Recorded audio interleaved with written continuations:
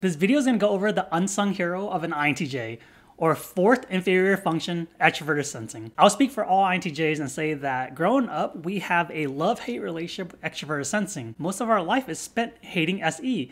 However, the more mature you get, the more you understand how valuable it is and how extroverted sensing makes the INTJ an INTJ. And the simplest way that I can describe how extroverted sensing helps an INTJ is that it helps the INTJ feel and look human. As with most of my videos, you have to understand cognitive functions. And if you're watching this video, I'm making the assumption that you know what extroverted sensing is. But if you're not too familiar with cognitive functions, I made a video specifically on INTJ cognitive functions, and I'll link it below. There are tons of videos out there that goes over extroverted sensing that are more academic or has more information, but that's not the goal for this video. As with every one of the videos that I ever put out, the purpose is to humanize extroverted sensing. This video will go over how SE works in the mind of an INTJ and how it affects our daily lives. It'll provide context to show why coworkers are always so shocked when they see how fun an INTJ is when we're outside of work. It'll provide context as to why INTJ villains in so many movies have so many loyal henchmen, because we're able to engage with people a very specific way, and why a healthy INTJ, who's one of the most introverted type in the 16 personality, lives one of the most fulfilled life. Younger INTJs watching this video, this is my advice for you to engage with extroverted sensing as early as you can. Older INTJs, this video is a love letter to our dear friend extroverted sensing. Let's begin. I've said this before in multiple videos, and I'll continue to say this. Fuck the INTJ stereotype that we're cold, calculated, and all that jazz. First, how's that believable? That a person is unlikable 24/7. Yes, INTJs are annoyed relatively easily, and yes, we might come off a little cold or distant to people we don't know, but that's not how we are. Do people not know that we have extroverted sensing in our cognitive function stack? Do people not know how fun extroverted sensing is? Extroverted sensing is fun as hell. Let me explain why. To any of the 16 personality that has introverted intuition, extroverted sensing is how we collect our data. For an INTJ specifically, the rest of the cognitive function comes up with all of these plans that are a bit abstract and not grounded on reality. Then here comes extroverted sensing that tells the INTJ person, all right, I'll go collect the information for you. A well-rounded, healthy INTJ understands that you can't fully understand something just by researching it, if it has to do with psychology. You have to analyze that theory in multiple different situations and see how it adapts to different circumstances. An INTJ will back the theory into a corner and see how it fights back. So any theory that the INTJ comes up with has to have some form of real-world data and real-world application. This is one of the biggest differences between an NITE user as opposed to an NITI user. An NITE user understands that you can't take the words of experts as truth when it comes down to psychology, because when it has to do with humans are naturally unpredictable. When it comes down to social or societal things, it can't be properly replicated in a lab. So for an INTJ, there are certain information that's truth.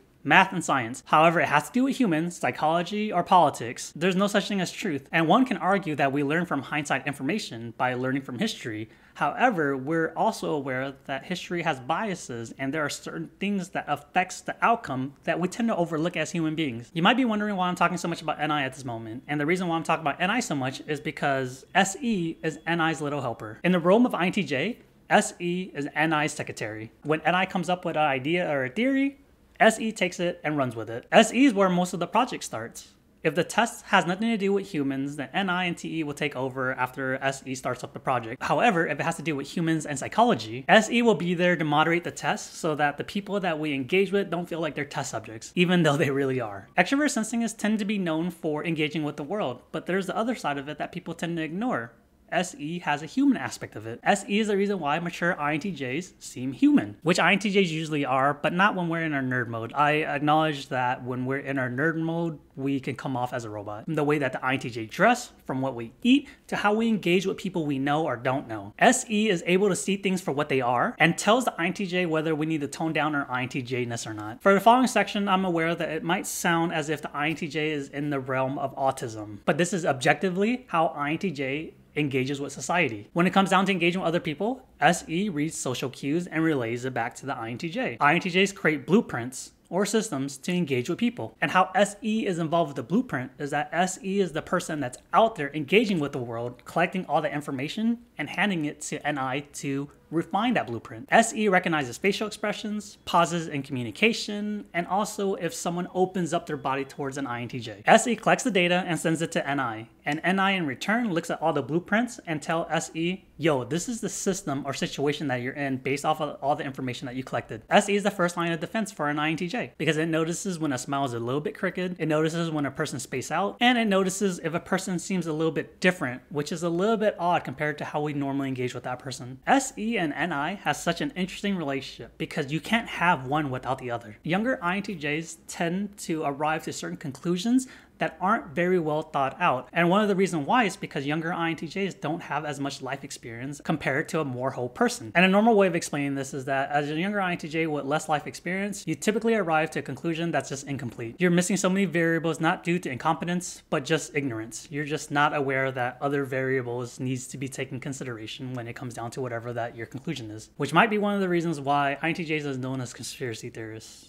I don't know. Now that we have a baseline understanding of how SE operates for an INTJ, let's talk about how it affects our day-to-day life. For the rest of this video, I'm going to use the term having low SE as another way to say that we have SE in our fourth slot. There's no hidden meaning, that's all that it means. Having low SE for an INTJ means that we don't need to engage with the sensory world too much to feel fulfilled. How that manifests in the real world is that going to one destination is usually enough to fulfill our sensory need. And that one place can be anywhere, as long as it's a change in scenery. An INTJ who hasn't been outside for 3 days to sit in the lawn for 10 minutes and say, that makes up for the 3 days that I spent inside. It can also be as short as just taking out the trash. An INTJ can walk outside and throw away the trash that takes no more than 30 minutes, but that fills the need for sensory for the next few days. I got some fresh air. I got to see how bright the sun was. I'm glad I got the chance to experience it. A simple way to explain what having low SE means is that it's difficult to engage with the world. Even as an INTJ who has Mama TE in her second slot, daily chores that's vital to our survival, such as grocery shopping, it's still difficult to perform. I already made a clip about this in one of my previous videos, and I'm not proud to say this, but sometimes I'd rather starve than engage with the world. Sometimes I don't have any food left in my house that I will look at the cat food and think,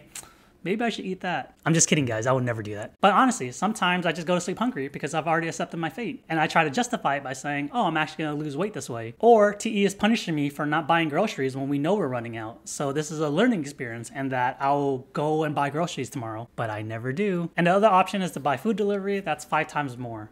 But it's worth it. It is always worth it. Thank God for DoorDash.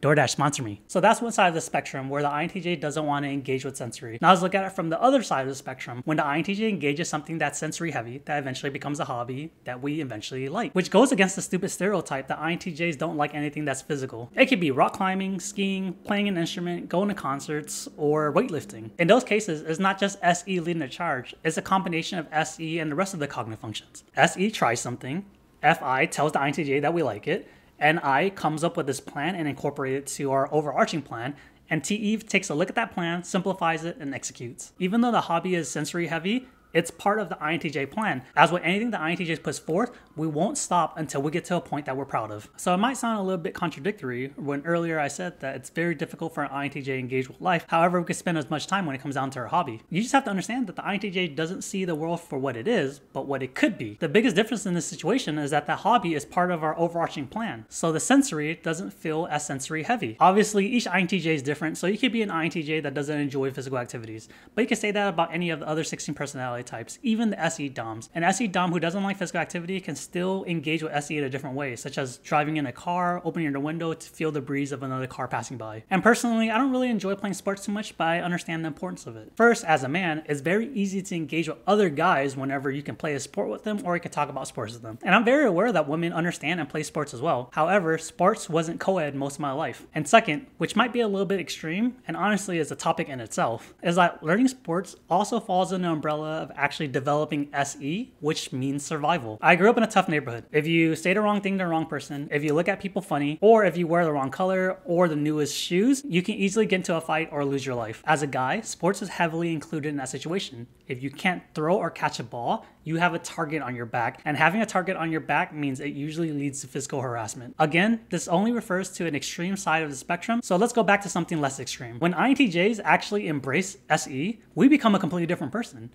I acknowledge it myself that I see myself become a different person. We have the ability to captivate a room. We really do become ESFPs. the entertainers. And for you younger INTJs out there, it's going to take a lot of practice and a lot of mistakes for you to get as comfortable as I am with SE, but I promise you, it is worth it. And INTJ can make anyone feel comfortable around us because SE and NI has already collected enough data to create blueprints that we can work off of. Intuitives love hearing us talk because, as I said before, NI is magnetic. Thinkers love the way that we talk, not because we're confident, but because we have the ability to back up our claims. We have the accolades, we have the achievements for that. And feelers love talking to us because we have anti-FI in our third slot, which means that we hold our feelings on our sleeve, so we don't really hide who we are. And sensors enjoy engaging with us because we're willing to engage with whatever sensory plan that they have. I'm going to beat this message down because I hate the stereotype that INTJs are not sociable people. INTJs get along with jocks and we get along with nerds. We could get along with the mean girls and we could get along with the emo, gothic,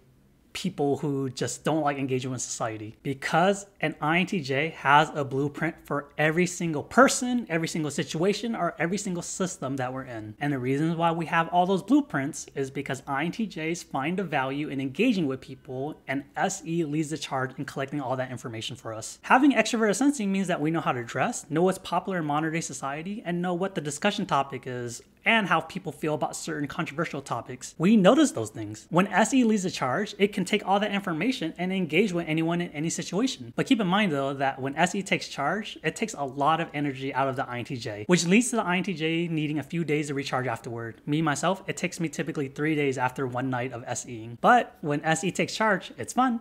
When the INTJ gets invited to an event, SE takes charge. When the INTJ has to go to a work meeting, SE takes charge.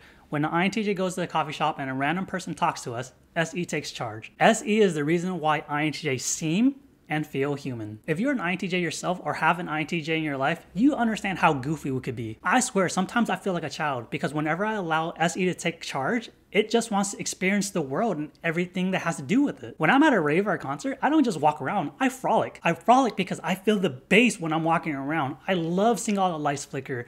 And I love the fact that I'm around a bunch of people who are all at this venue or at this concert, all trying to enjoy exactly the same thing. I feel attuned with this world. In those moments, the world seems so large and SE just wants to explore every nook and cranny of it. But SE isn't allowed to engage the world unless the rest of the cognitive function says so. SE isn't allowed to engage with people unless NI says that we're missing information or that this person has something that can fill in the blank that we have for a certain situation. SE can't explore somewhere we've never been to unless TE says we have a reason to be there. And SE can't go to a concert alone until FI says, hey, this is someone that we really want to see because they matter to us. That's why it's so difficult to meet an INTJ in the wild. You can see an INTJ in the wild, but it's very difficult to meet us. We don't go outside unless we have a purpose. And when we have a purpose, we typically just go outside to do that purpose and then come straight back home. I've seen so many lists out there saying, this is where you meet an INTJ. But anyone who's ever met an INTJ or has an INTJ has never met an INTJ in whatever is listed, because INTJs may be there, but that's not where you're gonna meet us. So INTJs online, stop giving bad advice. Yes, you'll find us at the coffee shop, maybe museum, or maybe at the park, but you won't meet us. The INTJ rarely acts on SE alone, unless we're extremely intoxicated. The way that I imagine how cognitive functions work whenever an INTJ is intoxicated is that every shot we take or every level of intoxication we get to, one of our cognitive functions starts falling asleep, starting with NI, TE, FI, and then SE fending for itself. So when people are around INTJs that are extremely intoxicated, that's where some of our reputations are born. The reputation of being an extreme person, because when an INTJ is extremely intoxicated, that means SE is leading the charge, which means that we overindulge, which also means that we're typically around people when we do those things. Continuing this conversation about SE and people, that's why INTJs are very good bullshit detectors. When an INTJ engages another person, SE is able to notice inconsistencies. So an INTJ is working off of a specific blueprint when we're engaging with a person, but when we notice an inconsistency, SE reaches out to NI and says, yo, I don't think we're in the right blueprint. Which one should we be working off of? And I think that most people are unaware of is that as an INTJ, not only did we create our own internal framework, we understand how the world sees things. So what we're comparing this against is the framework that we've created for ourselves and also what the societal standard is. When SE notices inconsistency, that's why the INTJ dives deeper, because we want to understand why there are inconsistencies. An easy example is if we meet a new person and that person says that they're a nice person, however, they're horrible to wait staff. Based off the INTJ's NI-FI framework of what a good person is, and based off of what societal standard of what a good person is, if you say that you're a nice person but you're horrible to wait staff, you are not a good person. The opposite is also true. If you're a person that wish that you're a better friend, which insinuates that you're not a good friend, We can notice that you make your friends feel heard and you're always there for them. And based off of our NIFI framework and based off of what societal standard is, you are a good friend. You just misjudge yourself. And SE is the reason why we're able to do that. Without SE, an INTJ will be the fool that yells at the wind expecting things to change. SE grounds an INTJ and allows us to experience what it means to be human. Most of the time, INTJ doesn't feel like we belong to this world whenever we're leading with NI. And then SE creeps around the corner and tells us, INTJ, just go touch some grass. Extroverted Sensing truly is the unsung hero for an INTJ. And that's all for this video, folks. If you haven't yet, please leave a like, comment, and subscribe to support this channel. I really appreciate all the comments that I receive, so please leave your thoughts in the comment section below. Again, thank you very much for watching this video. I really do appreciate it. Bye.